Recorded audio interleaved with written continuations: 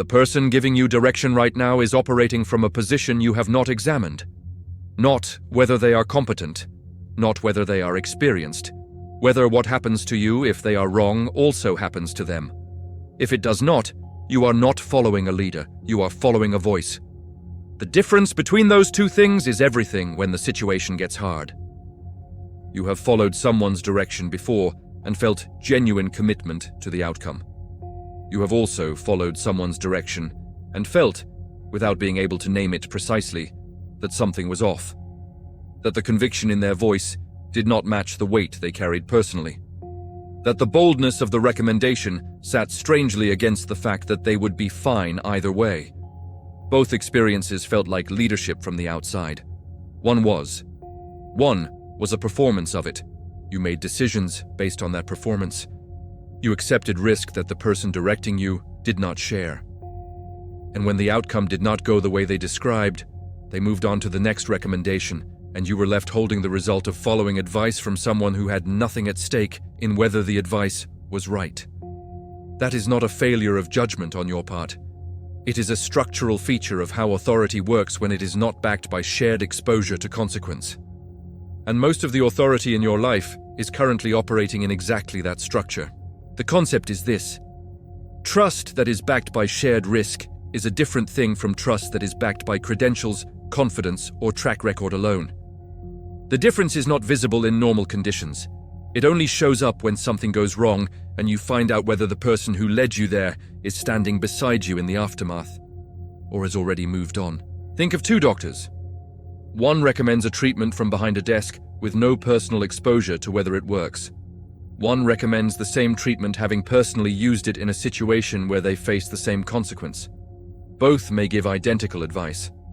Only one has any structural reason to have thought it through completely. And only one will be with you when it does not go as expected. Credentials can be assembled. Confidence can be performed. Shared risk cannot be faked because it requires the person giving the advice to be carrying a portion of what you are carrying. When the risk is shared, the quality of the advice changes. Not always, but structurally.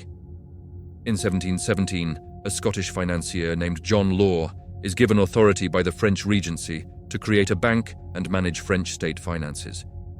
France is nearly bankrupt from the debts of Louis XIV's wars. Law's plan is to issue paper currency backed by the assets of the Mississippi Company, a trading enterprise holding rights to French territories in North America. The scheme is ambitious. It is also, at the outset, structured so that law holds the architecture of the system, while ordinary investors hold the exposure. The Mississippi Company shares rise from 500 livres in 1718 to 10,000 livres by early 1720. Law is celebrated across Europe as a financial genius. Investors crowd into Paris to buy shares. Law is made Controller General of Finances for France, one of the most powerful positions in the country. In the spring of 1720, confidence in the currency begins to crack. Investors attempt to convert paper notes into gold and silver. The bank cannot meet the demand. The share price collapses. By the end of 1720, the Mississippi Company shares are essentially worthless. Thousands of investors who had converted real assets into paper are ruined. An estimated 6,000 people lose their fortunes. Law flees France in December 1720. He takes enough personal wealth to live comfortably in Venice until his death in 1729. The structure of the scheme had always allowed him an exit that was not available to the people who followed his direction.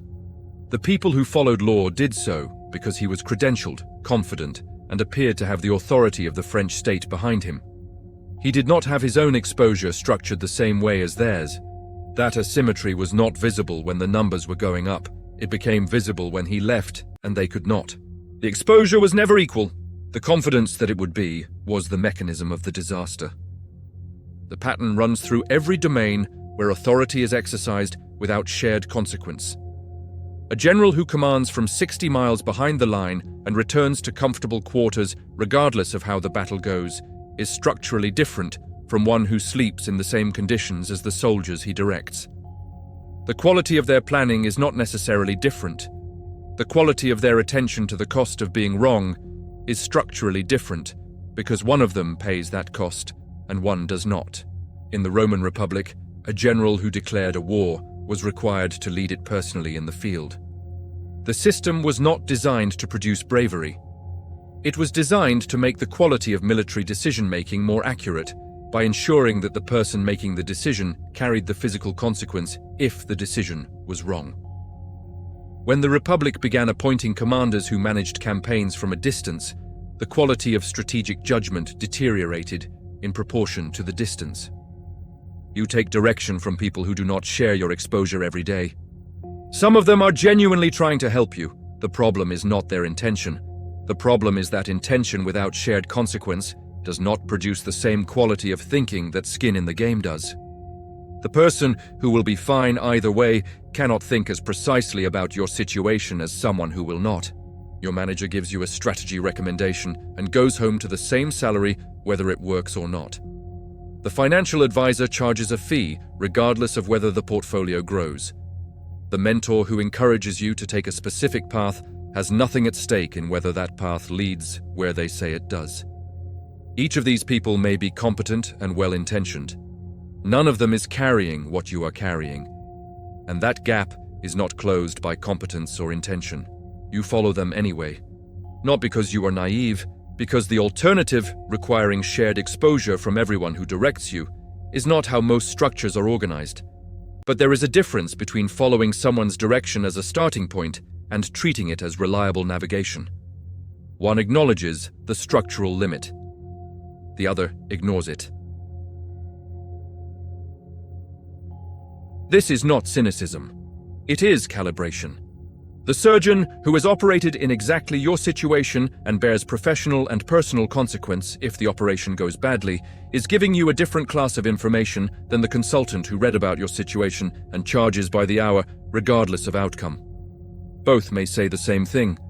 The weight you give their words should not be the same. In practice, this means asking, before you act on direction from anyone, what happens to them if this is wrong? If the answer is nothing, or very little, adjust the weight you assign accordingly. Seek the person who is carrying something, not because suffering makes people wise, because exposure to consequence forces honesty about risk that good intentions alone do not produce. What you give up is the comfort of deferring fully to people with titles and credentials. Credentials mark what someone knew and could demonstrate at a specific point in time. They do not tell you whether that person is currently carrying anything that forces them to think carefully about your specific situation right now. What you get is a more accurate map of whose direction you can afford to follow without independent verification and whose direction requires you to do your own thinking alongside it. John Law was not a fraud in the simple sense.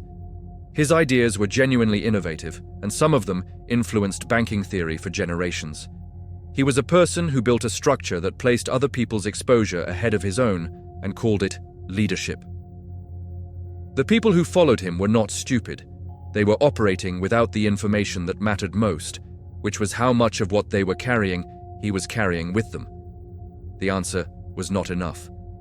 Every significant mistake you have made by following someone else's direction had the same structure underneath it. The person who told you it was safe was not standing where you were standing. Next video. The story you tell yourself about why your own judgment is reliable in the areas where you have been consistently wrong is not a story you invented. It is assembled from the same survivorship bias that makes every failed strategy look like operator error in hindsight, and every successful one look like skill. The mechanism by which the brain protects its own narrative is older and faster than any conscious reasoning you can apply to it. You are not the exception to it.